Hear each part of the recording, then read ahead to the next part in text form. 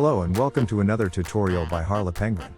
Today, I will show you how to use open shading language to make amazing Mandelbrot textures like this. In this video, we are not going to go into detail on the code. You don't want to hear me read 100 lines of code while you try to type. Instead, the code is available in our GitHub repository. In addition, if you want to understand how the code works, check out our blog on harlapenguin.com. Both links are in the notes below. Let's get started. First, click the Render Properties tab and change the render engine to Cycles. Make sure the device is set to CPU, and click the checkbox next to Open Shading Language. For some this will be a deal breaker. Unfortunately, Open Shading Language is not available on GPU. This means that renders take much longer. However, Open Shading Language is critical for this texture.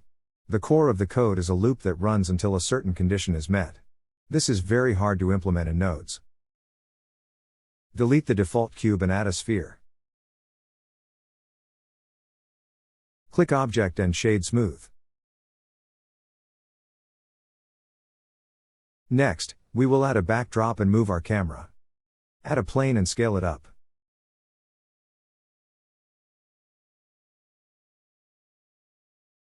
We will move the sphere above the plane.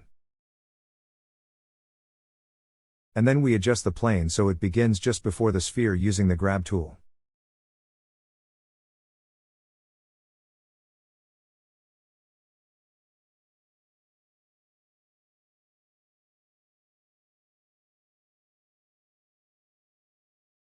Subdivide it 5 or 6 times.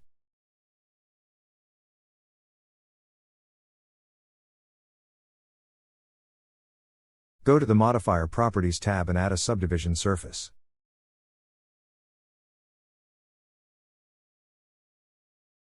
Now we will make the backdrop part. Select the vertices farthest from the sphere. Switch to Side View. Enable Connected Vertices and set to Sharp.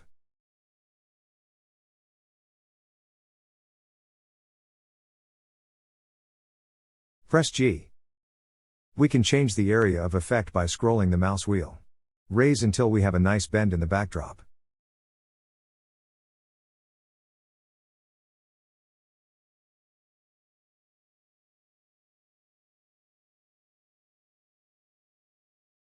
It looks a little blocky, so we will increase the levels of the subdivision modifier to 4, and we will shade the backdrop smooth.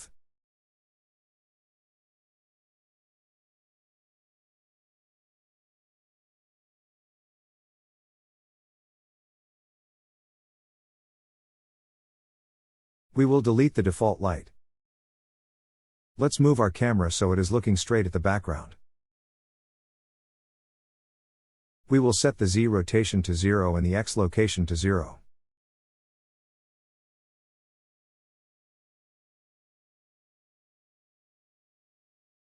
If we switch to camera view, we see that we need to rotate up slightly.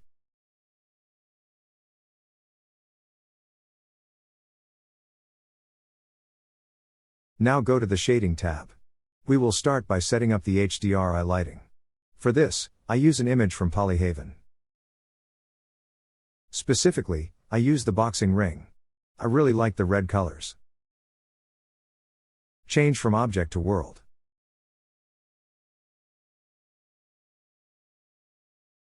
Add an environment texture and open your HDRI file.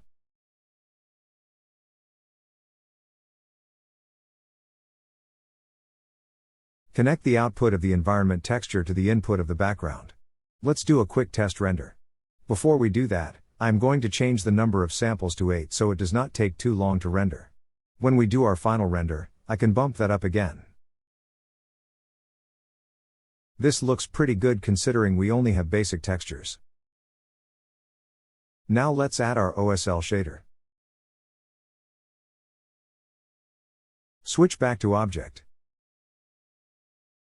Add a new material.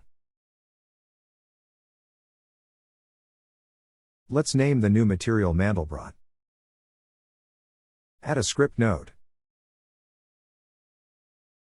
Click External and open the script you downloaded from GitHub.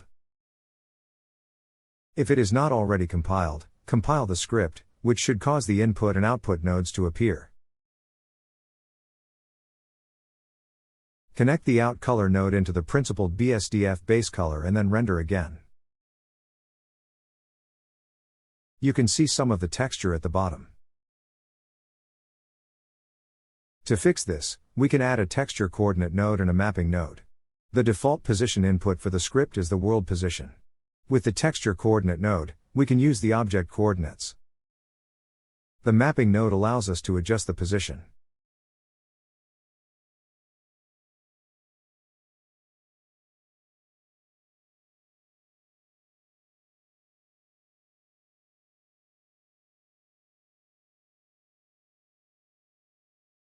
Let's turn on viewport shading.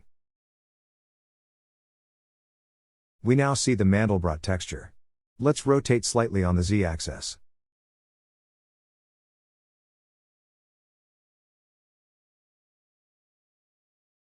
Next, we will add our colors. The OSL script has two outputs. One outputs a color mix based on the input colors. The second outputs a floating point number. For our image today, we can use either since our input colors are set to black and white. They have the same result.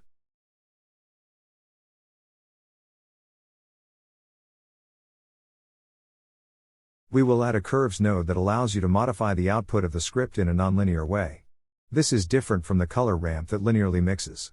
Specifically, with the curves node, we want to give more space in the color at certain points. Go ahead and add a color ramp as well. We are going to add 3 more points to the ramp for a total of 5. We will make the edges black,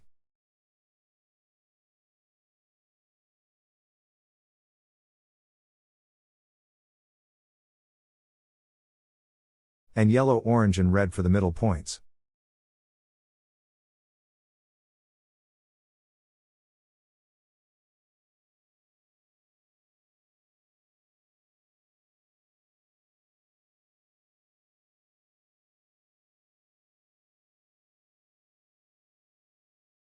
Most of the output from the script will be on the left side of the color ramp, so move the middle point slightly left of center.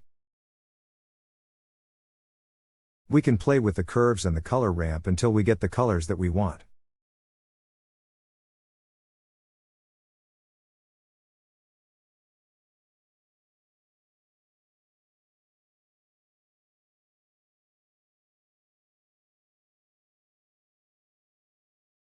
We will render this again. 2 items that I want to correct from the render. First, the sphere is in the backdrop plane. Let's drop the backdrop slightly. Second, around the edges, the sphere doesn't look spherical. Let's add a subdivision surface modifier. Rendering again, it looks great. Let's talk quickly about the script settings. As we discussed, the position is a vector that determines what point we are shading. Scale changes the size of the texture. Smaller numbers result in smaller textures. If you make too large of a number, you may not see the texture at all.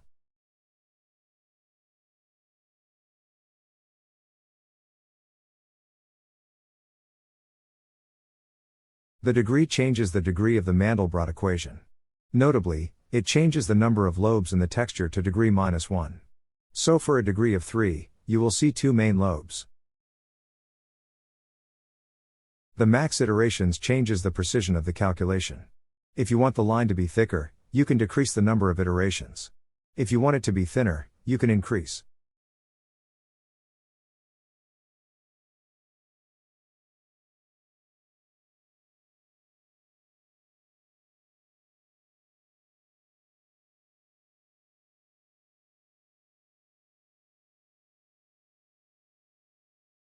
If you want a still image, we are done. You can increase the samples and render again. If you want animation, we can add a simple Z rotation. Thank you for watching. If you enjoyed this video, please like and subscribe. Feel free to leave a comment below. See you next time.